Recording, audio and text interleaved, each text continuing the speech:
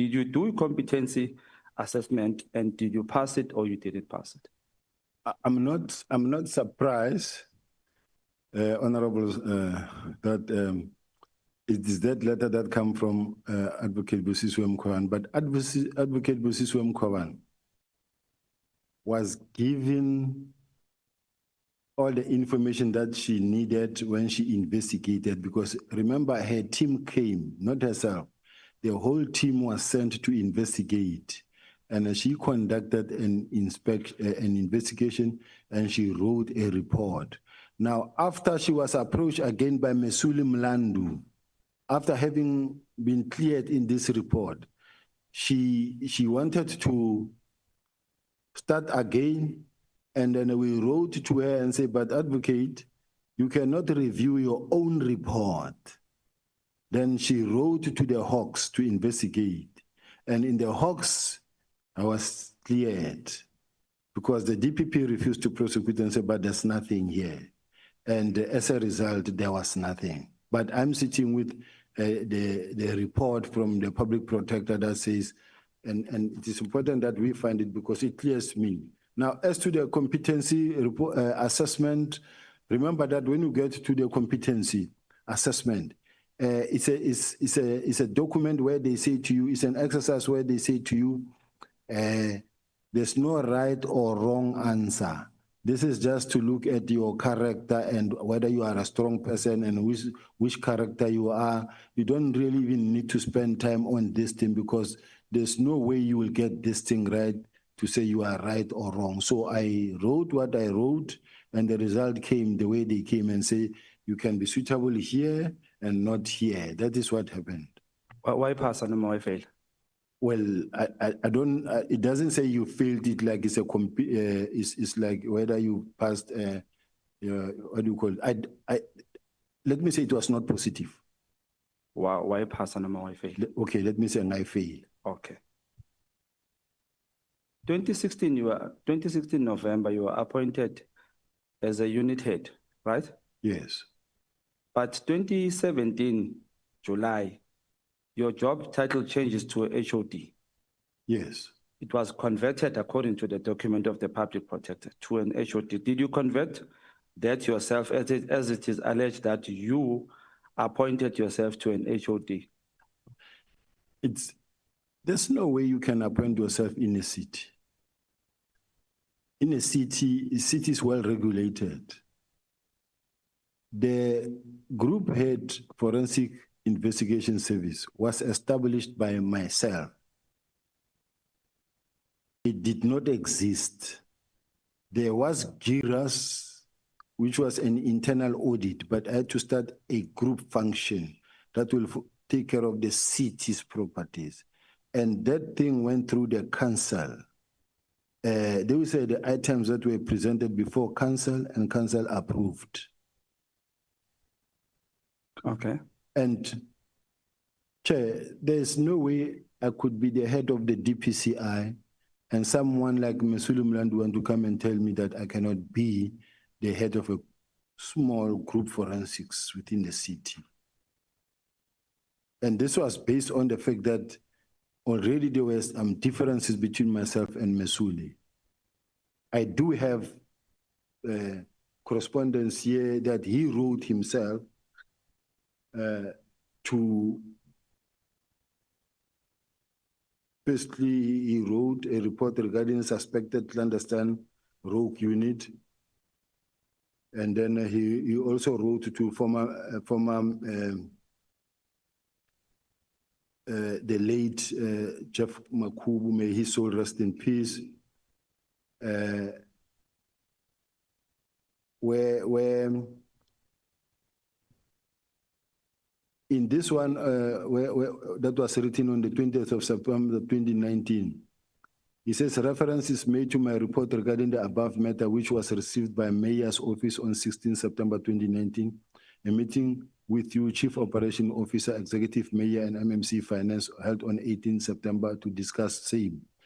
Noting that this meeting confirmed that the officials of GVs traveled to Eastern Cape and purport to be conducting a security vetting with my previous employer, which never materialized.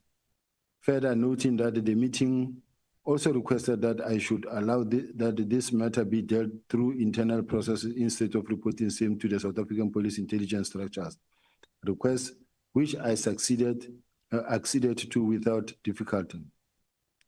Further note, while such internal processes are being followed, kindly be advised that me and my family must also satisfy ourselves of the nature and extent risk we are exposed to from the confirmed clandestine and rogue activities of the officials of GFIS. This is important in regard is heard that the said officials acted with impunity, disregard the political and administrative authorities of the city, and abuse the resources just to execute an unlawful criminal project of hitting my person, career, and reputation. Further noting that I bear the responsibility to assess such risk of my person, career, and reputation, and such is urgent that I should mitigate and protect myself and my family from the potential adverse consequences of the clandestine, illegal, and rogue activities. Also noting that covert operations are generally life-threatening, your office is requested to cause these officials to write Son's affidavit and detail the following. The person who authorized the clandestine, illegal, rogue activities, the involvement of logistical planning, including their travel arrangement, as well as any other officials, the place these officials visited, people they met, and the role, the information that they have gathered, and source of such information, and how such information has been used. Further noting the agency to mitigate any immediate risk to me and family in Gauteng and Eastern Cape, kindly request. So this is the letter that he wrote when he heard that we are conducting a vetting on everyone. And it was the whole city. It was unfortunately not him alone.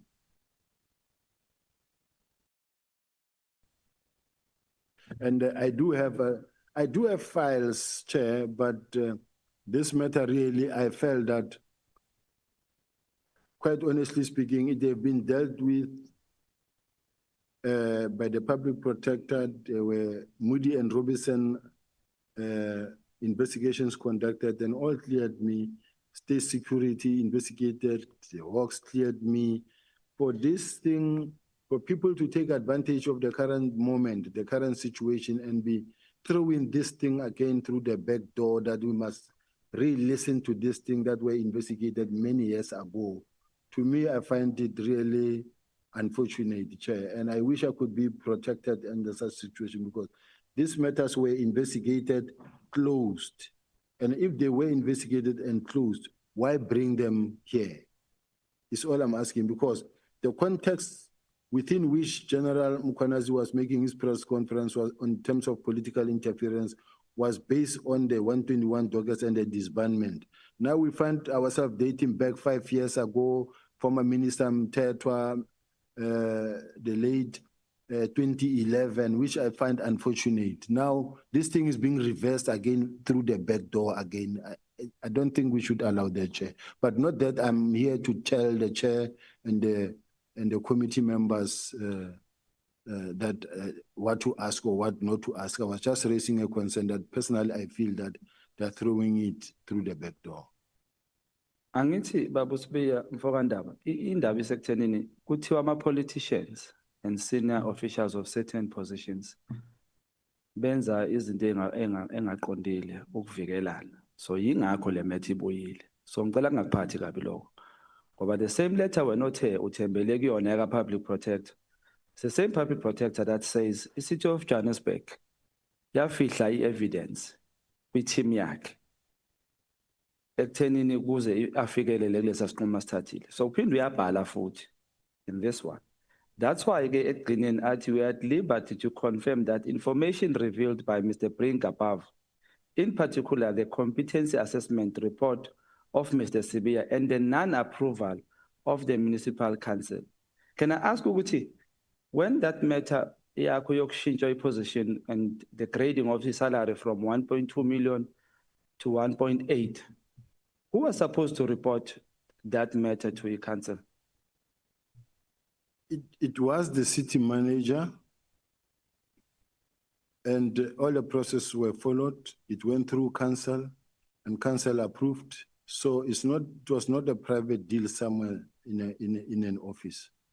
So it's not correct what the public reporter is saying here, Wuti. However, this was not reported to the municipal council. No, it was reported to the municipal council. And who was the mayor at that time?